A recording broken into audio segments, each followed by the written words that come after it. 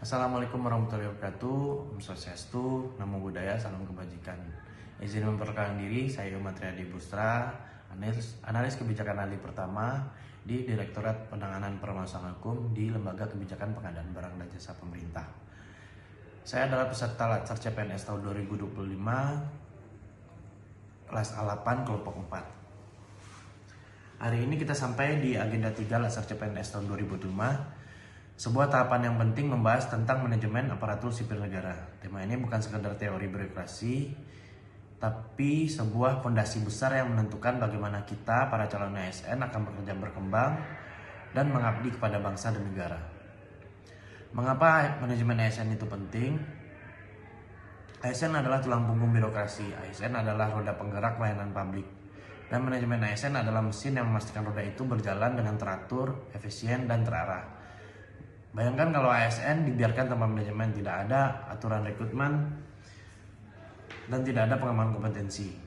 Apa yang akan terjadi? Bisa jadi malas, yang rajin sama aja. Yang berintegritas, yang curang tidak bisa dibedakan. Pada akhirnya yang dirugikan adalah masyarakat. Karena manajemen ASN hadir untuk menjawab tantangan itu. Ada sistem merit yang menjamin setiap ASN diberlakukan adil sesuai kinerja. Bukan karena siap kenal siapa, atau pengelolaan karya yang sangat jelas. Kita punya motivasi untuk terus berkembang, ada penilaian kinerja yang objektif, supaya setiap hasil kerja diukur dengan evaluasi. Peran ASN dalam sistem manajemen. Manajemen ASN bukan hanya soal aturan yang datang dari atas. Ia juga menuntut kesadaran dari setiap kita. Karena sungguhnya sebelum kita mengolah orang lain, kita harus mampu mengelola diri sendiri. Mengelola diri sendiri, disiplin waktu, menjaga integritas, terus belajar dan tahu bagaimana berkooperasi dengan orang lain.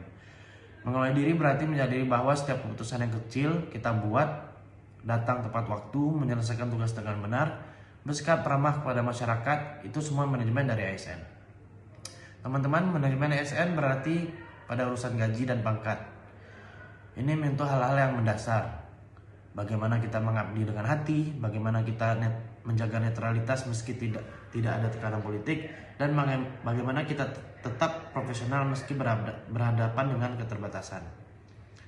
Tantangan ASN zaman sekarang, kita hidup di era yang penuh perubahan, teknologi berkembang cepat, masyarakat semakin kritis, dan tuntutan pelayanan publik semakin tinggi. ASN dituntut lebih adaptif dan transparan dan lebih responsif.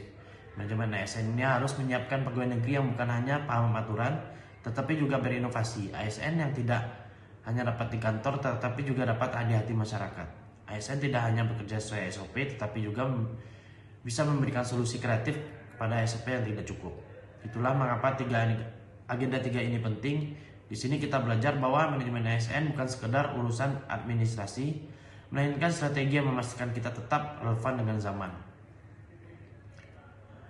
Saudara-saudara, mari kita renungkan agenda 3 ini sebagai cermin bagaimana kita sudah siap menjadi ASN yang mampu mengelola dengan baik, sekaligus mampu mengelola diri. Apakah kita sudah cukup untuk menjadi pelayan masyarakat, bukan sekadar pegawai negeri? Ingatlah, manajemen ASN adalah jembatan menuju birokrasi yang bersih, transparan, dan profesional. Dan kita generasi baru CPNS adalah orang-orang yang akan menapaki jembatan itu. Maka dari kita jalani agenda 3 ini penuh dengan kesungguhan, karena di balik setiap modul, setiap tugas, dan setiap refleksi ada harapan besar, harapan agar bangsa ini punya ASN yang dibanggakan rakyatnya. Mungkin itu dulu dari saya. Wassalamualaikum warahmatullahi wabarakatuh.